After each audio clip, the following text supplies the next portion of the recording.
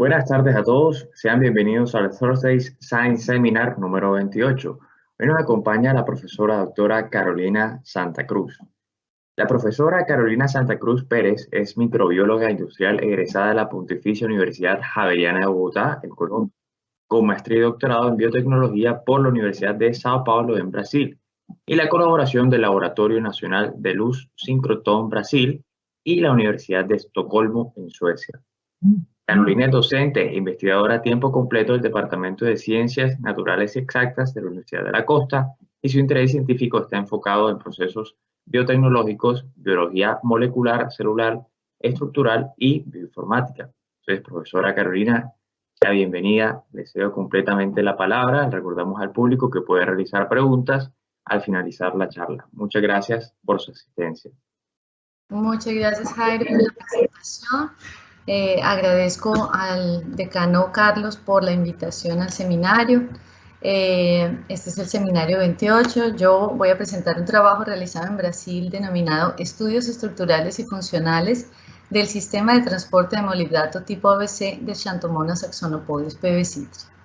Bueno, para eso yo voy a comenzar entonces haciendo una introducción en el tema. Voy a discutir los resultados al mismo tiempo que explico cómo ellos fueron desarrollados. Voy a hacer conclusiones por capítulo y voy a terminar con las perspectivas de este trabajo, ¿ok? Entonces, este es el título original. El trabajo fue desarrollado en el Instituto de Ciencias Biomédicas del Departamento de Microbiología en la Universidad de Sao Paulo y fue totalmente desarrollado con colaboración del Laboratorio Nacional de Luz Síncrotron. Para los que no saben, incluyendo brasileros, que no saben que el único anillo acelerador de partículas de Latinoamérica está ubicado en Sao Paulo. Esta es la cara del anillo acelerador que está dentro del LNLS, que hace parte del Centro Nacional de Investigaciones en Energía y Materiales. Hoy no es el único, justo al lado ya fue construido el segundo, que se llama Sirius. Ambos son altamente competitivos a nivel científico, a nivel internacional, para el análisis de moléculas a nivel atómico. Y bueno, para la época que se inició este proyecto, se había formado una red nacional denominada Red de Biología Molecular y Estructural, en el que se destinaron recursos para que grupos de investigación en todo el país trabajaran con análisis estructural y funcional de proteínas. Entonces, prácticamente yo les voy a hablar de un proyecto en el que se ejemplifica para qué sirve la transformación genética de bacterias, en este caso para hacer estudios biofísicos. Y nosotros, pues como grupo de investigación, nos interesamos específicamente en proteínas que pertenecían a una bacteria denominada Xanthomonas saxonopodis, porque Xanthomonas había tenido su genoma recientemente secuenciado por un grupo parcero, por un grupo colaborador que había sido financiado también por la FAPESP. Entonces, ¿qué pasa con Xanthomonas? Es una bacteria fitopatogénica, ella tiene impacto nacional porque ella infecta citros, causándoles cancro cítrico, que es como una especie de cáncer, y como ustedes saben, Brasil es el primer productor de jugo de naranja del mundo, entonces proyectos que busquen controlar a Xanthomonas tienen importancia económica. Y nosotros queríamos estudiar a las proteínas periplasmáticas de Xanthomonas. Estas proteínas pertenecen a específicamente un sistema de transporte activo del tipo ABC. ABC viene de ATP Binding Cassette.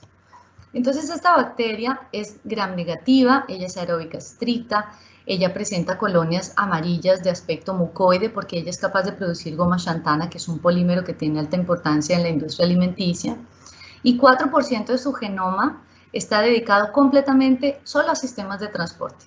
Entonces imagínense que esto representa casi 200 proteínas transportadoras, de las cuales 47, o sea casi 25% de ellas son transportadoras del tipo ABC. Y estas proteínas son importantes para los mecanismos de patogénesis de la bacteria, porque participan en métodos de captación de substratos, ¿sí? O sea, en función de nutrición, en sensibilidad y resistencia a antibióticos y en especificidad por sus hospederos. Entonces, nosotros quisimos estudiar estos sistemas de transporte activo y son sistemas que pertenecen a superfamilias de proteínas integrales de membrana, o sea, ellas están formando parte de la membrana, en la cual forman poros para poder transportar hacia adentro y hacia afuera solutos de todos los tipos, ¿sí? Desde pequeñas macromoléculas, drogas, aminoácidos, polipeptídeos, y estos sistemas son característicos, están presentes tanto en procariotos como en eucariotos.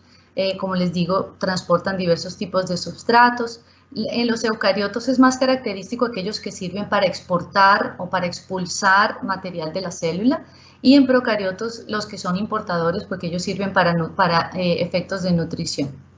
Y tiene relevancia biomédica porque son responsables por la resistencia a antibióticos de las células, o por multidrug resistance, que es un fenómeno observado en células resistentes a drogas de quimioterapia. Entonces, imagínense que este es el escenario celular. Aquí en la parte superior sería lo que es la membrana externa, y en azul la membrana interna, y en el medio de la membrana externa y la membrana interna en células procariotas hay un espacio que se llama espacio periplasmático. Ese es un espacio soluble, y imagínense que en ese espacio soluble nadan y circulan libremente proteínas y solutos, y esas proteínas son encargadas de captar esos solutos y llevarlos hacia la membrana para que puedan ser atravesados a través de un poro, ¿sí? Un poro que se abre en el medio de estas dos proteínas que forman un poro, y estas dos proteínas en los sistemas ABC son denominadas de proteínas integrales de membrana. Un tercer componente, además de la periplasmática y la proteína de membrana, es una proteína que ya está en citoplasma. Generalmente son dos dominios que están acoplados a la membrana, y ellos son responsables por ligar un nucleotidio y hacer hidrólisis de manera que puedan producir la energía necesaria para hacer un cambio conformacional que abre este poro y este soluto pueda ser entregado al citoplasma. ¿Ok? Entonces, viendo en detalle los tres tipos de proteínas, estas son las proteínas ATPases, o sea, ligadoras de nucleotidios responsables por producir la energía. Ellas tienen dos dominios y cada dominio está compuesto por dos subdominios. Uno de los subdominios se denomina subdominio catalítico, que tiene unas secuencias signature, o sea, unas secuencias características denominadas Walker A, Walker B, H-loop. Todos ellos están localizados en el dominio catalítico. Y en el dominio helicoidal hay otras secuencias signature, como el motivo, su motivo específico, y el D-loop, que cuando usted lo encuentra en el análisis de secuencias, si ellos están presentes es porque es una secuencia que corresponde a una proteína ATPase. Ya hablando de las proteínas transmembrana, que son las permeases, ellas están compuestas por dos dominios. Esos dos dominios pueden ser homo o heterodímeros en relación a sus secuencias primarias, a su longitud, a su arquitectura, al número de hélices que tienen y a la forma como se doblan. Pero independiente de estas diferencias, ellas tienen que formar un poro a través del cual pueden abrir el espacio de membrana para que el soluto pueda ser entregado hacia el citoplasma. Finalmente tenemos el tercer componente, que son las proteínas ligadoras periplasmáticas, con las que iniciamos nuestros trabajos. Ellas son proteínas que tienen en su estructura como si fuera una concha, y esta concha es flexible, ella abre y cierra para atrapar en el medio al soluto. Entonces son características de sistemas importadores. Ellas le confieren al sistema la afinidad y la especificidad porque son altamente específicos por los solutos que ellos transportan. Son solubles, ¿no? Son proteínas que generalmente se expresan de forma soluble porque ellas originalmente se encuentran en un espacio soluble. Pueden estar libres o pueden estar ancoradas a membrana, como pasa en bacterias gram positivas. Y aunque ellas tengan entre ellas comparadas baja secuencia secuencial, tienen alta similitud estructural porque ellas necesitan formar esa concha, que es la que cumple la función de captación y transporte. Entonces, lo que se había propuesto hasta el momento, en teoría, es que ellas funcionaran de la siguiente forma. Yo tengo aquí el espacio periplásmico, donde tengo sustancias a ser transportadas y tengo proteínas periplasmáticas.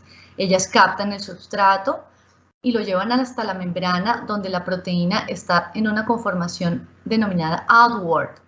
En esa conformación outward, entonces el soluto es entregado y eso provoca que la proteína periplasmática ligue el ATP y haga la hidrólisis para producir la energía necesaria para cambiar de una conformación outward ahora para una inward, en la que el soluto se entrega al citoplasma y el sistema vuelve finalmente a su conformación inicial. Entonces, nosotros en nuestro laboratorio quisimos comenzar estudiando la proteína transportadora, el sistema de transporte de molibdato. Él está conformado por la proteína periplasmática, que es la que transporta molibdato A, molibdato B sería la permease y la MOD-C sería la ATPase. Nosotros comenzamos a trabajar experimentalmente con la proteína periplasmática porque ella es responsable por la captura del molibdato en periplasma. El molibdato es importante porque él es incorporado a cofactores molibdoterinas que son importantes como transductores en reacciones redox, por ejemplo, para el metabolismo de carbono, de nitrógeno o de azufre. Y lo que nosotros iniciamos haciendo fue clonar la proteína, clonar el gen que codifica para la proteína MODA de Xanthomonas para poderla expresar en otra bacteria, que sería Escherichia coli. ¿Por qué se hace eso? Porque Xanthomonas es una bacteria que es muy difícil de manipular en laboratorio, ella produce goma, no se conocen bien la forma de trabajar en biología molecular con esta bacteria, lo que no pasa con Escherichia coli, que es una bacteria ampliamente manipulada en laboratorio para hacer estudios de biología molecular, ella crece rápidamente, es muy fácil de manipular. Entonces lo que se hace es transponer el gen que codifica para esa proteína dentro de un DNA circular, que son plásmidos, y estos plásmidos se transforman en vectores que son inseridos dentro de las células de E. coli para ponerla a crecer. Entonces, de forma a conferir que ese gen fue correctamente clonado e inserido dentro del plásmido, nosotros hacemos electroforesis en gel para confirmar que el tamaño de la banda corresponde a la suma del peso del plasmidio más el peso del gen en pares de bases. Nosotros confirmamos que la clonación había sido correcta, que fue hecha correctamente, y una vez que se pone a E. coli a crecer conteniendo ese vector, se confirma que la proteína fue producida de forma soluble en el citoplasma de E. coli. Nosotros aislamos la proteína para retirar todas estas proteínas contaminantes y tener la proteína pura de forma que ella pueda ser concentrada en altas concentraciones, 12 miligramos, 20 miligramos por mililitro para poder hacer estudios biofísicos. Entonces, iniciamos con la detección a través de dicroísmo circular del contenido de estructura secundaria de la proteína MODA, tanto en presencia como ausencia del ligante, porque aparentemente el ligante es importante para la flexibilidad de estos dos dominios. Entonces, nos dimos cuenta que el contenido de estructura secundaria prácticamente no cambia mucho cuando el ligante está presente. Aquí sí hay una disminución en el contenido de hélices alfa, pero nada que afecte mucho su función. Por otro lado, cuando medimos la fluorescencia, porque la proteína tiene presentes fluoróforos, o sea, aminoácidos que tienen capacidad de emitir luz, y con ellos nosotros podemos ver cambios conformacionales cuando el ligante está presente o está ausente. En este caso nosotros vemos que cuando el ligante está presente en la proteína, los fluoróforos quedan más expuestos. Esto también nos permitió calcular la temperatura de melting y fue posible confirmar que en la presencia del ligante la proteína es 15 grados más resistente a desnaturación por temperatura. Entonces definitivamente la presencia del ligante sí aumenta la estabilidad de esos dos dominios que son flexibles, ¿sí? Esa concha que abre y cierra. Y también calculamos las constantes de disociación en concentraciones para saturación de molibdato y tungstato, porque ellos son estructuralmente idénticos. Mientras tanto, nosotros también utilizamos la proteína pura, altamente concentrada, para inducir la formación de cristales, ¿sí?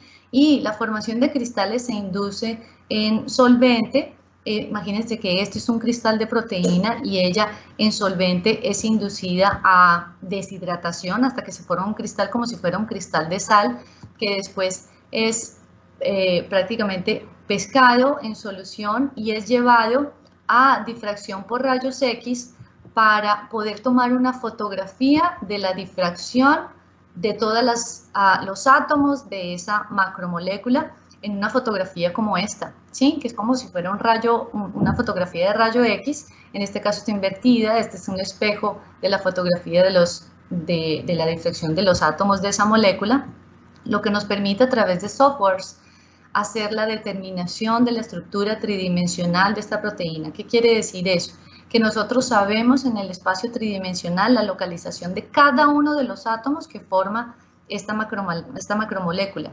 Y nosotros determinamos la forma, la localización, cómo ellos interactúan entre ellos para poder hacer interpretaciones que nos permitan dominar esa molécula de forma a bloquearla o a manipularla, ¿sí? Entonces, estos cristales fueron de altísima calidad, difractaron a 1.5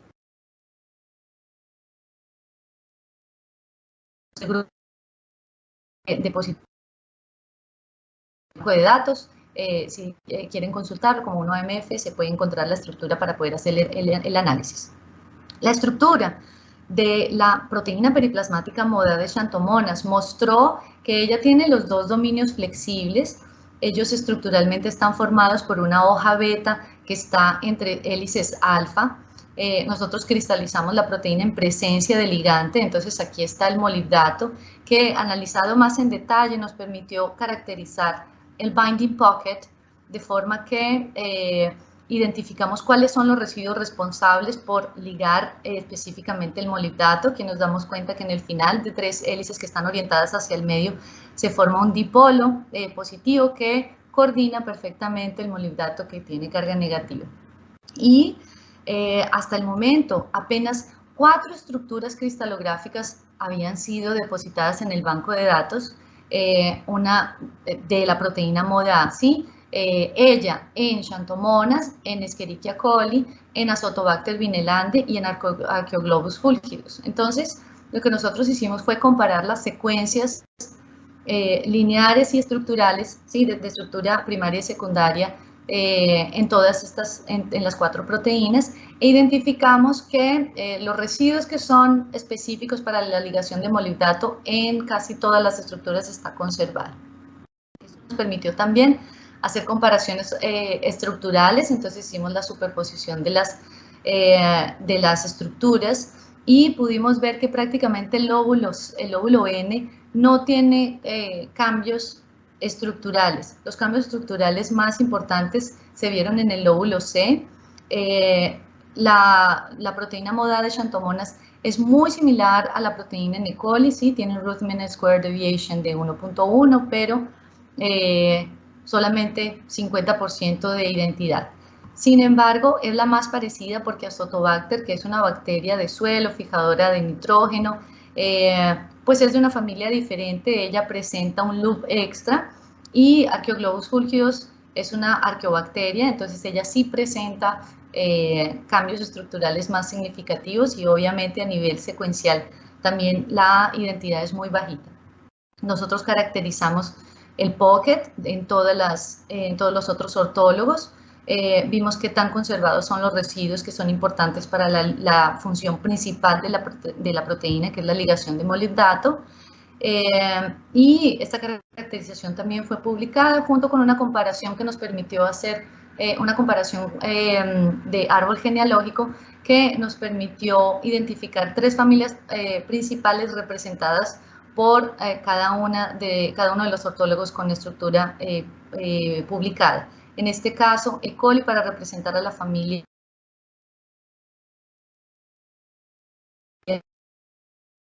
Xanthomonas para representar a la familia de bacterias fitopatogénicas y 2 subfamilias aquí representando a arqueobacterias o bacterias de suelo. Entonces nosotros nos interesamos ahora por mutantes. ¿Por qué vamos a hacer mutaciones en una estructura que ya fue identificada? Porque ahora nosotros podríamos manipular los residuos que son interesantes para truncar la función de ligación de la proteína, porque lo que se espera es encontrar un mecanismo que nos permita enfermar, intoxicar, matar a xantomonas, ¿sí? Y si nosotros pudiéramos hacerlo a través de nutrición, entonces la intención es que esta proteína pierda su función de nutrición a través de un cofactor importante como el molibdato, si nosotros bloqueamos al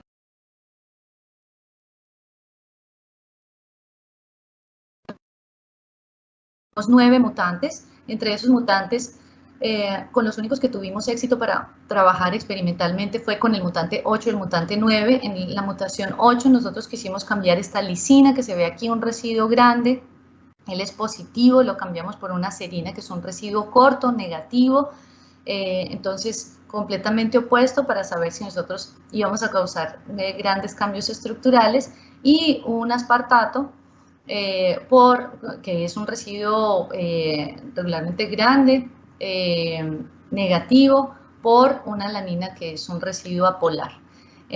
Cuando nosotros clonamos las proteínas mutantes y las expresamos en E. coli siguiendo la misma línea, el mismo protocolo que utilizamos con la proteína nativa, nos dimos cuenta que fue posible obtener ambos mutantes en la fracción soluble, entonces eso facilita mucho el trabajo, los trabajos estructurales.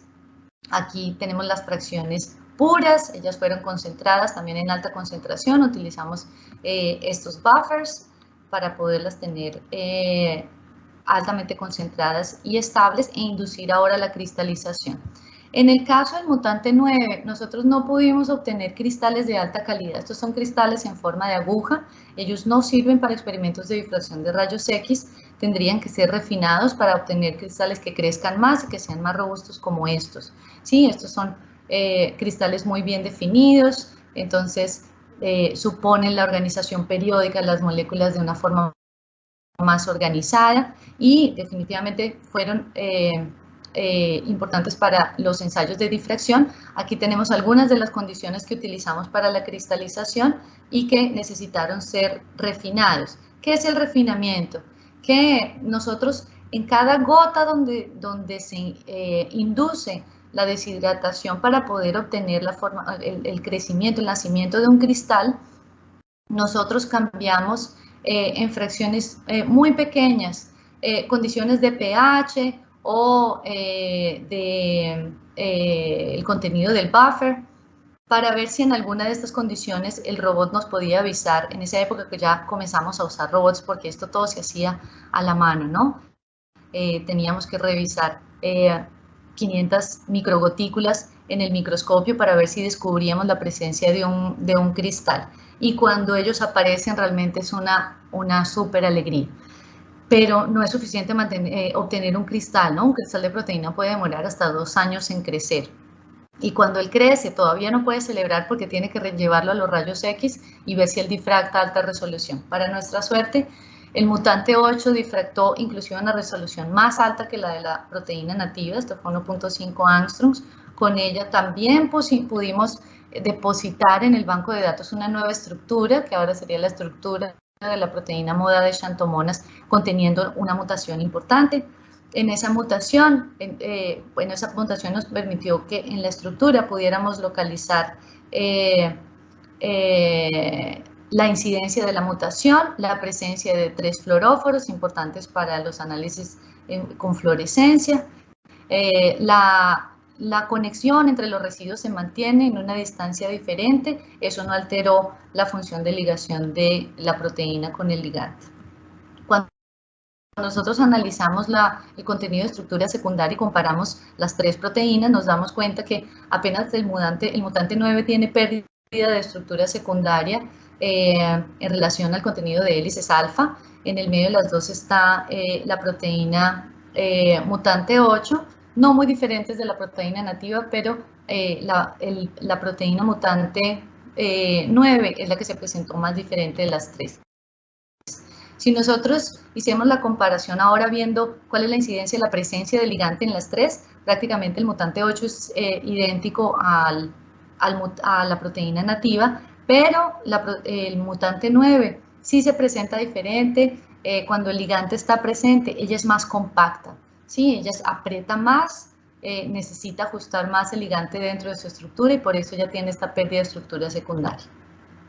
Nosotros hicimos la fluorescencia también para comparar las tres. Nos dimos cuenta que el mutante 8 esconde más los fluoróforos cuando está comparado con las otras proteínas. Hicimos la titulación de la misma forma para poder hacer cálculos de constantes de disociación, esto en las tres proteínas, y podemos concluir hasta este punto que las proteínas mutantes presentaron el mismo padrón de solubilidad y rendimiento que la proteína nativa.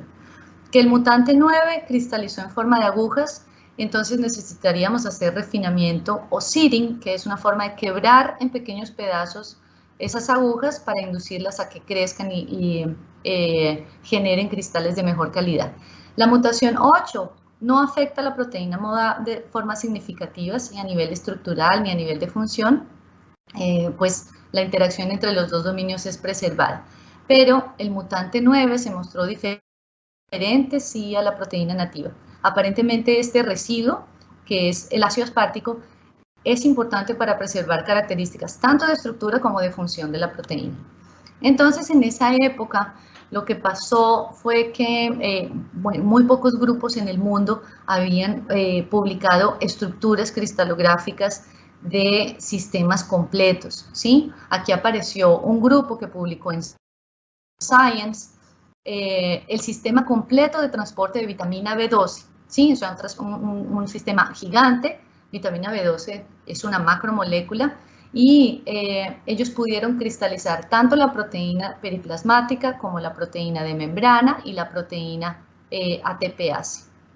Nosotros estábamos trabajando apenas en la estructura de la proteína transportadora de molibdato en Xanthomonas cuando apareció un grupo en Alemania que publicó en Nature la estructura completa no solo de la transportadora de molibdato, que era la misma nuestra, pero en otro organismo, sino también su proteína de membrana y su proteína de nucleótidos. Esto para que ustedes se den cuenta cuán competitivo es el medio científico a la hora de salir con una estructura cristalográfica antes de que el otro la publique, porque son trabajos que pueden ser publicados en revistas del tamaño de Nature y de Science, ¿no?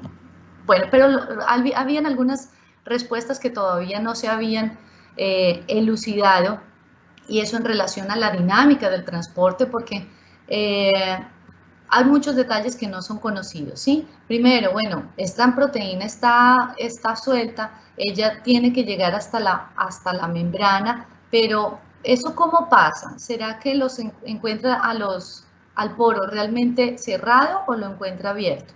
Y una vez que hace interacción con la membrana, ¿cómo le dice allá abajo? ¡Hey! Proteína ligadora de nucleótidos, ya puede ligar el ATP y lo puede hidrolizar porque yo ya tengo aquí el soluto listo para entregarlo, ¿sí? De todos modos, lo que sí sabemos es que esta proteína que nosotros identificamos y resolvimos la estructura es la que le da la afinidad y la especificidad a todo el sistema. Entonces ella tiene una alta importancia. Pero, ¿cómo pasa esa captación? Para responder esas preguntas, lo que yo hice fue ir a la Universidad de Estocolmo y trabajar en el Center for Biomember Research para hacer estudios de bioinformática, esto es, ensayos de dinámica molecular para estudiar cómo sería esa dinámica de funcionamiento de la estructura que cristalizamos.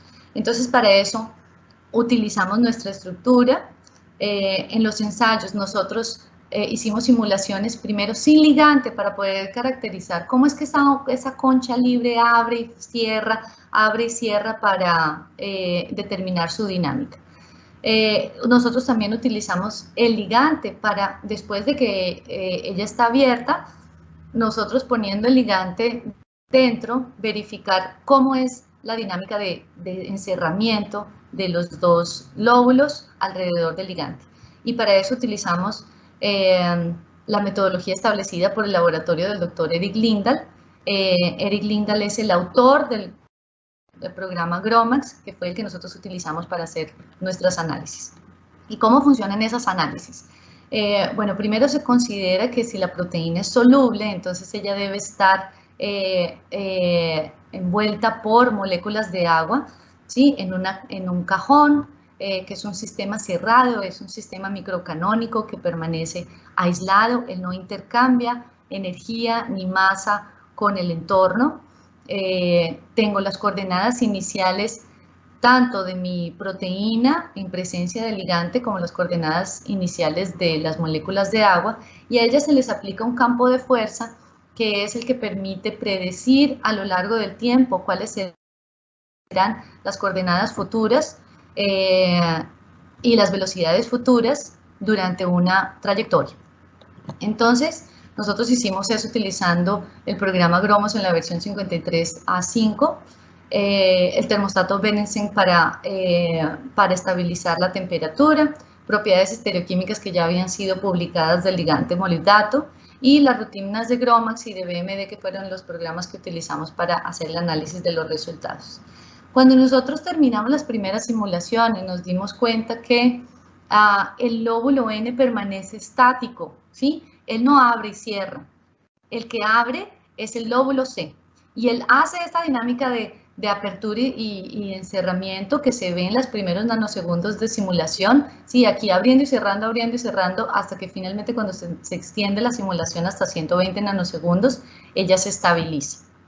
Y eso nos permitió identificar a nuestra proteína en el grupo de proteínas periplasmáticas 2, que es un grupo estructural que no había sido caracterizado. Si se dan cuenta, nuestro formato es característico del grupo 2, y eso nos permitió hacer entonces la descripción de cómo es la dinámica de apertura y cerramiento de proteínas periplasmáticas que pertenecen a este grupo estructural.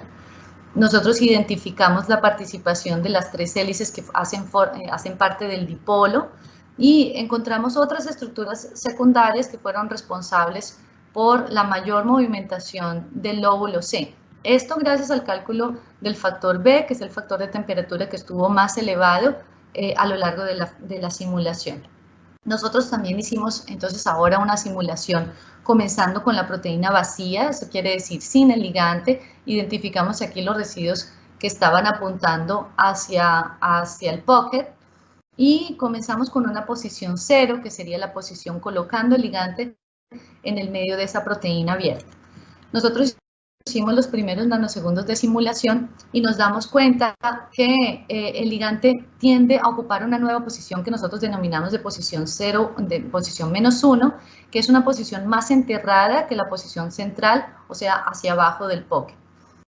Cuando continuamos las simulaciones, nos dimos cuenta que el ligante tiende a subir a una nueva posición, que es la posición que denominamos como +2, y es una posición que está en la punta del dipolo, como si fuera una posición preparando a la proteína para entregar el ligante a la membrana, ¿ok? Esta posición fue caracterizada y las simulaciones fueron extendidas, y nosotros percibimos que esta posición no es permanente, ¿sí? El ligante no permanece ahí ad eternum. De repente él comienza a irse para otras regiones en donde él permanece ligado y finalmente se desacopla de la proteína y no vuelve más a entrar en contacto.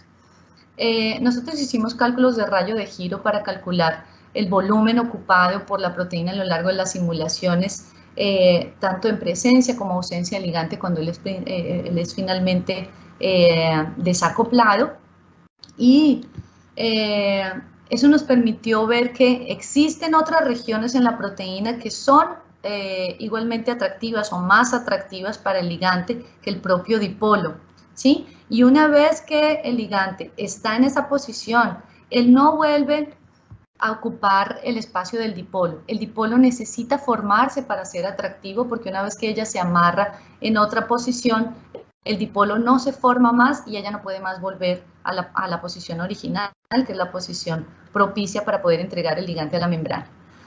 Entonces, nosotros concluimos que el dipolo debe formarse en el momento cierto, ¿sí? Ya sabemos que a nivel experimental, definitivamente la proteína liga específicamente el molibdato y el tungstato con alta afinidad. Nosotros lo definimos experimentalmente. Y la estabilidad térmica de la proteína recombinante se aumenta drásticamente cuando ella está ligada. Nosotros además no pudimos obtener cristales de la proteína MODA en la ausencia del ligante, lo que quiere decir que él era fundamental para su estabilidad, así como ya ha sido mostrado en otras proteínas periplasmáticas. Entonces, qué curioso pensar que la proteína necesita, mientras ella está en el periplasma, formar el dipolo en el momento correcto para pescar ese soluto cuando él está en solución, y tiene que mantenerlo ligado hasta poder girarse y poder encontrar la proteína de membrana para finalmente entregarlo. Hicimos la caracterización de esas posiciones calculando root mean square deviation, y nos dimos cuenta que todas estas posiciones son posibles, inclusive que en la posición de entrega el ligante hace interacción con moléculas de agua. Nosotros hicimos la clasificación de esas moléculas de agua y nos preguntamos cómo ellas deberían ser desplazadas para la proteína poder finalmente entregar su ligante a la membrana. Entonces, ¿qué es lo que podemos concluir sobre, o lo que podemos inferir sobre el funcionamiento de estos sistemas? Que para exportadores, el soluto debe entrar en contacto con el pocket de la proteína de membrana para señalizar que ahora ya está localizada en el lugar correcto, y estos dominios nucleotídicos pueden cerrarse atrapando dos moléculas de ATP. Una vez que la hidrolizan, forman el poro. Esta mudanza conformacional expulsa el ligante y vuelve a la conformación inicial. Ya en el caso de los importadores, necesitaríamos que la proteína periplasmática esté ligada al soluto, que lo lleve a la membrana, que cuando lo lleva a la membrana eso induce un cambio conformacional para que el soluto entrando ya permita la ligación de las dos moléculas de ATP que se hidrolizan para finalmente abrir el poro que entrega el soluto hacia el citoplasma. Entonces podemos concluir de los estudios de dinámica molecular que la proteína MODA de xanthomonas presenta movimientos de apertura que pueden ser característicos de PBPs, de proteínas periplasmáticas del grupo 2. Que la formación del dipolo es importante para la manutención del ion en el sitio de ligación de la proteína. Que la coordinación del ion por el dipolo no promueve interacciones fuertes para que el ligante pueda ser liberado en la membrana. Que el molibdato puede acomodarse en más de una posición en la proteína, y que esa posición más 2 puede representar una posición intermediaria, que es la de entrega a la proteína de membrana. Nosotros no quisimos desistir de trabajar con el sistema completo, ¿sí? Además de trabajar experimentalmente con la proteína de periplasma, nosotros también quisimos clonar la proteína MODB y MODC, ¿sí? Que son las proteínas de membrana y nucleotídicas. Comenzamos con la proteína ligadora de nucleotídeos porque ella supone ser soluble, ¿sí? Más fácil de trabajar, es una proteína pequeña, de 23 kilodaltons, tiene un punto isoeléctrico de 9.96, un índice de instabilidad alto, ¿sí? Riesgoso trabajar con ella, pero debido a que nosotros teníamos un ortólogo ya con estructura depositada en la base de datos, entonces nos animamos a hacer la clonación. Aquí el número de fluoróforos presentes en la proteína. Nosotros pudimos clonar la proteína MODC. Estábamos contentos hasta aquí porque utilizamos el mismo sistema de MODA. En este caso, la estrategia fue dejar o retirar la cola de histidina que se utiliza para que ella esté presente a la hora de hacer la expresión y la purificación, porque nos permite hacer purificación por afinidad, por histidina, ¿sí? Entonces, la estrategia funcionó regularmente. Nosotros obtuvimos la banda del gen, y la proteína expresa en el citoplasma de coli se presentó desafortunadamente, a pesar de cambiar la estrategia de varias formas o cambiar el vector, en la forma insoluble, ¿sí? Eso quiere decir que la proteína queda atrapada en cuerpos de inclusión. Y ahí nosotros tenemos que desnaturar los cuerpos, destruir los cuerpos de inclusión desnaturando la proteína, utilizando tampones utilizando buffers con estos desnaturantes, agentes desnaturantes. Y cuando tratamos de renaturar la proteína, que es volverla a su doblamiento original, ella precipitaba. ¿Sí? Fue una proteína altamente inestable. Si nosotros llegamos a purificar la proteína, pero a la hora que tú concentras bastante la proteína para poder hacer los estudios biofísicos, pues te paras con una proteína que en un líquido transparente sale de la solución y se instala en un precipitado blanco. Hicimos un procedimiento un poquito diferente con MOD-B, que es la proteína de membrana. Las proteínas de membrana son muy difíciles de trabajar, ¿sí? Ellas son insolubles, ellas son, bueno, esta un poquito más grande que la proteína de ligadora de nucleotídeos, un punto isoeléctrico de 8.7, un nivel de estabilidad un poco mejor que el anterior. Esta es la cantidad de fluoróforos, y también teníamos un ortólogo con estructura ya resuelta para poder hacer la homología. Pero en la estrategia nosotros decidimos utilizar un plasmidio diferente porque este permite clonar sistemas más grandes, y con eso la idea era clonar las dos proteínas juntas, porque la estabilidad, aparentemente la estabilidad de ellas dos es codependiente, ¿sí? Ellas necesitan estar juntas porque ellas están siempre ancoradas, por lo menos en todas las estructuras depositadas que ya vimos, ellas siempre estuvieron ancoradas. Y cuando nosotros hicimos la clonación de la proteína B solita primero, para poder después inserir el gen de la proteína MOD-C, nosotros sí tuvimos las fracciones de banda en el tamaño correcto, algunas dudosas, pero con ellas procedimos para hacer expresión en el citoplasma de E. coli. El rendimiento fue bajísimo, entonces fue muy difícil recuperar la proteína para poder por lo menos llegar a la purificación. Y cuando intentamos colocar el gen MOD-C en el mismo vector conteniendo ya al gen de la proteína MOD-B, nosotros no obtuvimos en la electroforesis en gel la banda con el tamaño esperado. Seguimos trabajando en ese sistema de clonaje para saber si podíamos obtener el sistema completo.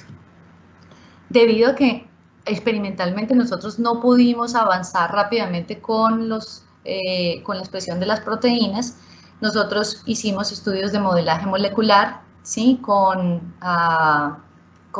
bioinformática, para poder tener la estructura, por lo menos la estructura de las proteínas de membrana y las proteínas nucleotídicas, utilizando la estructura que había sido recientemente publicada, a pesar de tener una identidad muy bajita, ¿sí? Lo permitido para poder hacer modelaje molecular es del 23% hacia arriba, y con esto tendríamos una estructura dudable, pero de todos modos una estructura que nos permitió hacer algunos estudios, y con eso identificamos y caracterizamos ambos lóbulos. Hicimos lo mismo con la estructura de la proteína TPase, identificamos los dominios y los subdominios, hicimos la caracterización, la identificación y comparación de los residuos responsables por los motivos signature. Esta presentó una identidad un poco más aceptable, entonces este modelo nos sirvió para que nosotros montáramos el sistema completo de transporte de molibdato en Xanthomonas axonopolis PBC. Con este sistema completo nosotros identificamos cuáles serían los residuos más importantes para interacción entre las proteínas, y esto fue descrito en la misma época en que algunos de estos sistemas estaban siendo experimentalmente publicados. Ellos son muy difíciles de obtener, las únicas 4 estructuras, la mayoría son de exportadores, como se dan cuenta. El único sistema importador es el de molibdato, pero en arqueoglobos fúlgidos. Y bueno, eso nos condujo a perspectivas de refinamiento y análisis de la estructura cristalográfica del mutante 8, porque fue obtenida. El mejoramiento de los cristales del mutante 9 para finalmente analizar su estructura. continuar con los estudios de dinámica molecular, porque nosotros podíamos insistir en utilizar otros campos de fuerza, hacer dinámica de otros transportadores de ions para hacer comparaciones, hacer mediciones de distancia, utilizando los modelos de MODB en las dos conformaciones, y la outward y la inward, hacer el cálculo de superficies de interacción y de potencial electrostático, hacer mapeamiento de interacciones de transportadores que ya tienen estructura resuelta, porque eso nos permitiría complementar nuestros análisis filogenéticos, y finalizar con la clonación de las proteínas MODB y MODC para poder finalmente expresar el complejo. Esta soy yo hace 11 años. Es mi trabajo de doctorado. Estos fueron mis orientadores. Aquí está Erik Lindahl, que me recibió en la Universidad de Estocolmo. Mi trabajo fue financiado por la FAPESP, que es la Fundación John para Pesquisa Estado de São Paulo, y por la Third World Academy of Science, que fue una beca que yo gané para realizar parte de mi doctorado. Aquí todas las instituciones que participaron, y a ustedes muchas gracias por asistir. Bueno, profe Carolina, muchas gracias por su charla interesante y ese trabajo tan extenso. Siento que se ve totalmente pertinente. Tenemos pequeños comentarios por parte del público. Dice Sebastián Amaya: tremendo trabajo, muy asombroso, ciencia de punta, felicitaciones y gracias. Y él dice que también muchas gracias por la charla, muy instructiva. Tenemos acá otra pregunta de parte de Sebastián. Dice: ¿el GROMACS es un programa con licencia o es libre? Es un programa con licencia, pero él permite hacer algunos estudios, de pronto no ab initio, ¿no? Permite hacer algunas simulaciones con moléculas pequeñas que tienen publicadas sus estructuras ya hace mucho tiempo, entonces ahora hacen parte del banco de datos del mismo programa, pero para hacer simulaciones gigantes, con proteínas tan grandes como proteínas de membrana, es pago. Ok. Por acá Miguel dice: ¿cómo se justifica simular en el microcanónico para un sistema que está inserto en un compartimiento con muchas otras moléculas?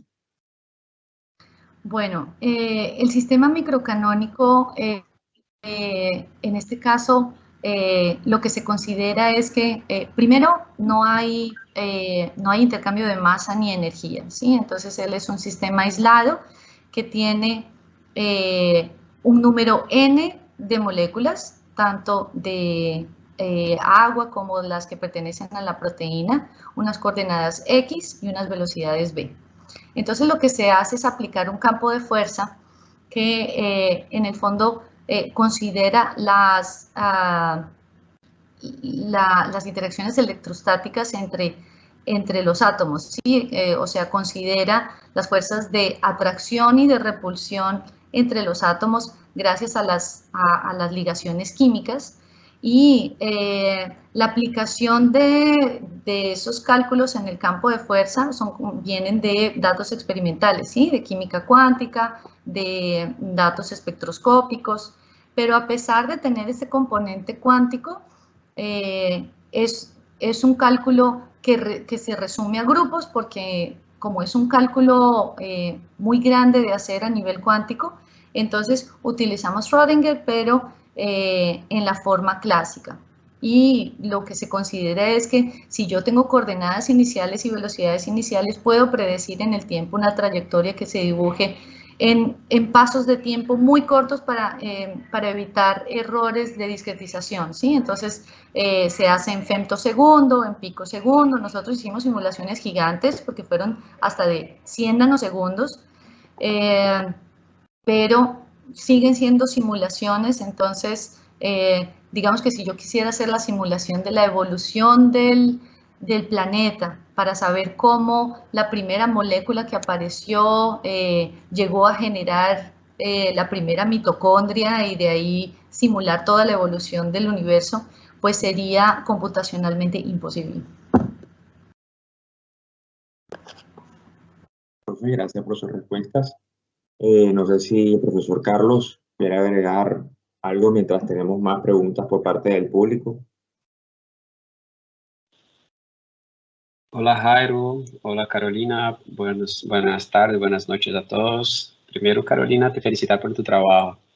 Yo la verdad cuando vi el mensaje del profesor Sebastián Amaya, yo la verdad si pudiera dar muchos likes, yo lo daría. De verdad que es un trabajo muy bonito, de verdad que en esos temas de estudios estructurales, lo que yo vi de tu presentación es un trabajo que está no mismo nivel de muchos otros trabajos que se hacen em outras partes do mundo, não?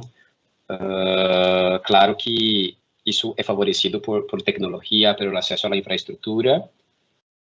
Sin embargo, queda muito claro, creio que a todos nós outros que sem o domínio do tema, tampouco o trabalho seria publicado ou concluído. E de verdade que a mim, como decano, também me queda muito contente de ter em minha equipe alguém que domina esses temas, verdade, que complementam tantos trabalhos, que interactuam com professores da área de física, que interactuam com professores da área de biologia também, com a parte bioquímica. Então, de verdade, felicitarte e bueno, ojalá tu puedas seguir aí colaborando com as pessoas na Universidade de São Paulo. Ojalá que também pode servir como estímulo a outros professores que também passem a investigar esse tipo de abordagem, não? Eu tenho um par de perguntas, Carolina. Desse trabalho, ¿ha desarrollado alguma aplicação mais específica a la fecha? Porque esse transportador tem muitas funções biológicas, ¿verdad? E creio que esse trabalho de ustedes, esses outros trabalhos que tu comentaste, eu creio que havia uma perspectiva muito interessante de como manipulando esse transportador se poderiam afetar aí vários fenômenos biológicos importantes. Então, minha pergunta é esta: em que etapa estamos em esse tema? Não? Já é possível sacar algum tipo de aplicação? Nos falta mais investigação básica? Queria que tu comentara um pouquinho. Bueno, Carlos, muchísimas gracias por sus comentarios. Yo también estoy muy feliz de ser parte de esta familia. Cuenten conmigo para lo que me necesiten. Me encanta la multidisciplinariedad, colaborar con grupos de otras áreas. Es bien diferente hacer ciencia y tecnología cuando todo está listo. Sí, cuando tienes una infraestructura en donde hay mucho dinero, todo está disponible. Bueno, digamos que este trabajo fue hecho hace 10 años y ahora las condiciones de hacer ciencia y tecnología en Latinoamérica han cambiado, pero aún así, quiero decirles a todos que tanto alumnos como profesores que apliquen para las becas y que las busquen, porque trabajar en este tipo de institutos que te conectan con otros institutos del mundo que hacen ciencia dura, ciencia especial, es alcanzable, ¿sí? Yo tuve todos mis estudios, yo soy colombiana y durante 20 años trabajé en Brasil, financiada por el gobierno brasilero. Yo fui paga para estudiar, tanto en mi maestría como en mi doctorado y en mis postdoctorados. Fui becada estando allá para hacer estudios internacionales, para participar en congresos internacionales, para ser entrenada en el exterior y eso no es imposible para los estudiantes que están interesados.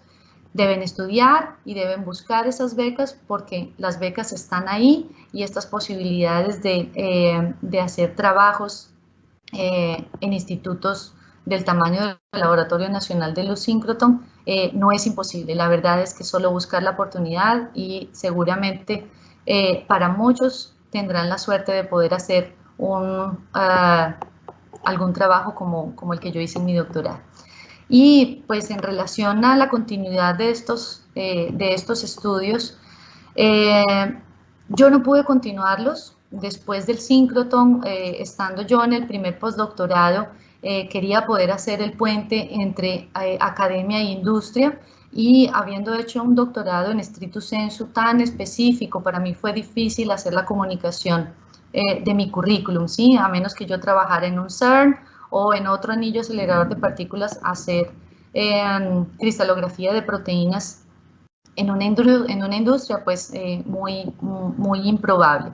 Sé que el grupo continuó, yo tengo todavía a alta comunicación con las personas que pertenecieron a mi grupo, con mis líderes. Algunos de ellos se fueron del país, otros están en Brasil, entonces con ellos se puede colaborar para, si no hablar sobre lo que se continuó haciendo en relación a los transportadores para manipular a una bacteria fitopatogénica, sí que se está haciendo ahora para usar esos estudios estructurales en la manipulación de virus, ¿sí? Que sería algo muy interesante, muy aplicable en estos tiempos de variantes diferentes de COVID apareciendo a cada trimestre.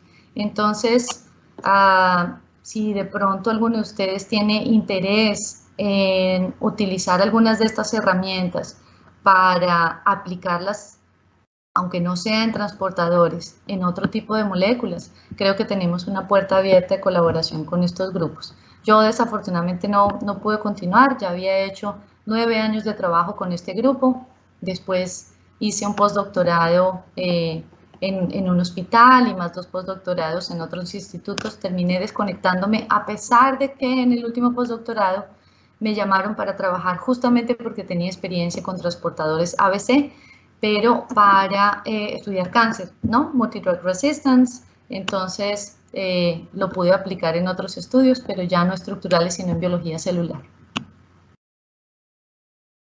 Gracias, Carolina. Te preguntaba sobre esto exactamente porque esses transportadores, essa família de transportadores, la verdad es que tienen muchísimas funciones biológicas, ¿no? Y cada una de ellas es una oportunidad. Tú comentaste ahorita de los virus y sabemos que esses transportadores estão involucrados em todos os mecanismos de virulência, de adaptação del vírus, de resistência,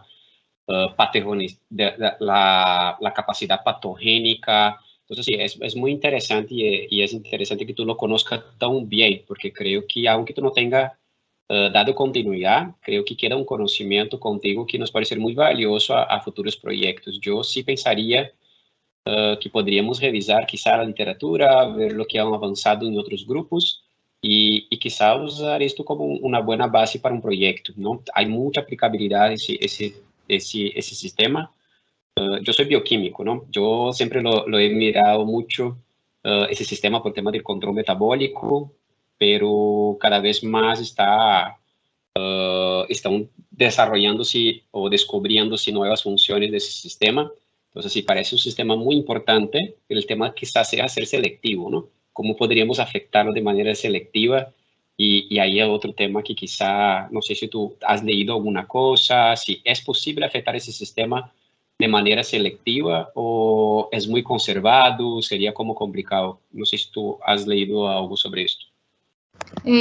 No es complicado porque aunque sea conservado a nivel estructural, se puede ir directamente en ese residuo que es responsable por una función vital y truncarlo, ¿sí?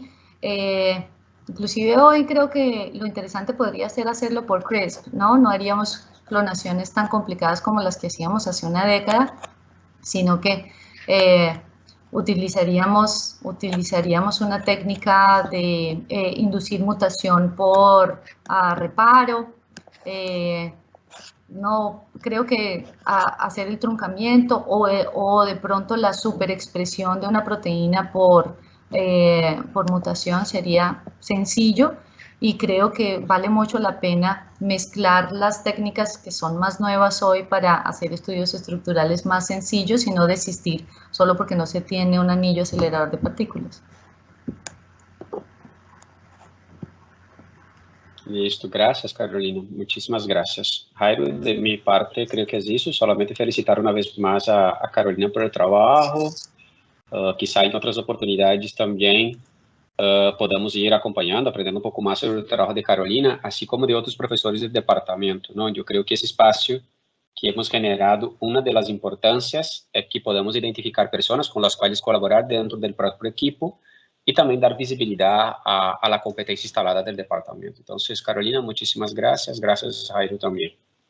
Gracias. Gracias a ustedes. Un abrazo y hasta pronto. Pronto nos vemos entonces el siguiente jueves. Muchísimas gracias a todos por su asistencia. Hasta luego.